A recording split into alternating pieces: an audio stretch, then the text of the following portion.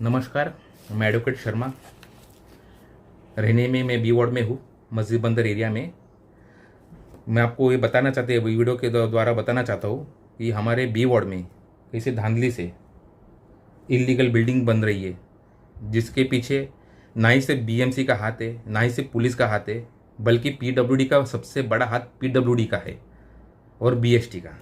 पहली बात तो ये, अब कुछ दिन पहले एकनाथ जी शिंदे, हमारे उप मुख्यमंत्री, उन्होंने एक बयान दिया था कि कोई भी इलीगल काम होगा उसके ऊपर हम कड़क से कड़क कार्रवाई करेंगे। उसके अगेंस्ट में हमारे एरिया के एमएलए श्री अमीन पटेल जी ने, उन्होंने एक सवाल किया था कि एक एक माला तोड़ के 10-10 माला बिल्डिंग बना रहे बीएमसी और पुलिस का अधिकारी की मिली साठगांठ से, उसके ऊपर क्या एक्शन होगा, क्या कार्रवाई होगी।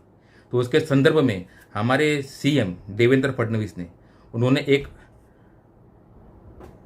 बयान दिया कि उनके ऊपर मकोका लगेगा। जो भी इलीगल काम करेगा उसके अगेंस्ट में बिल्डर हो, पुलिस अधिकारी हो या कोई भी अधिकारी हो, उनके खिलाफ मकोका का कायदे के हिसाब से कार्रवाई की जाएगी। अब मुझे ये बोलना है कि हमारे यहाँ पे एरिया में एक बिल्डिंग है, पन्नाली बिल्डिंग, जो कि 16 फरवरी को भयंकर आग लगी थी, जिसमें 2 जन मारे गए और 2 से 3 छोटे मोटे चोटें आके उनको डिस्चार्ज भी दिया गया था। उसमें सबसे पहले पुलिस को फ़ोन करने वाला, फायर ब्रिगेड को फ़ोन करने वाला, इमरजेंसी को फ़ोन करने वाला मैं था। और उसी दिन देवेंद्र फडणवीस के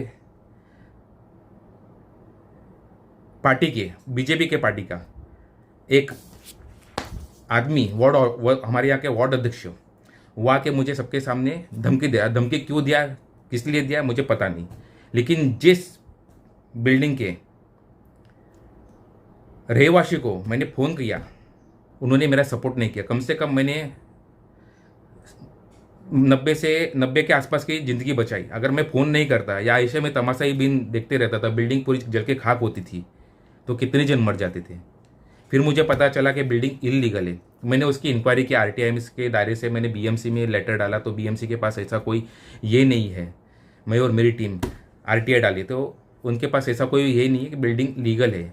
और वो बिल्डिंग के ऊपर सेक्शन 354 के ऊपर हाईकोर्ट में अभी याचिका दर्ज है, जिसमें वो स्टे लेके बैठे हैं। और वो अकेली बिल्डिंग नहीं है, हमारे एरिया में कम से कम दर्जनों बिल्डिंग है जिसकी कंप्लेंट मैंने किया हो इंक्वायरी निकालने के बाद। और पन्नाली की भी मैंने कंप्लेंट किया कि उधर इलेक्ट्रिसिटी सप्लाई कैसे आई, कौन से दस्तावेज दिए गए, सेल डेट रजिस्टर हुई कि नहीं, वो सेल डेट के रेवेन्यू दिए कि नहीं दिए। क्योंकि अभी हाल ही में कैग की रिपोर्ट आई है कि महाराष्ट्र कैग की रिपोर्ट के बहुत सारे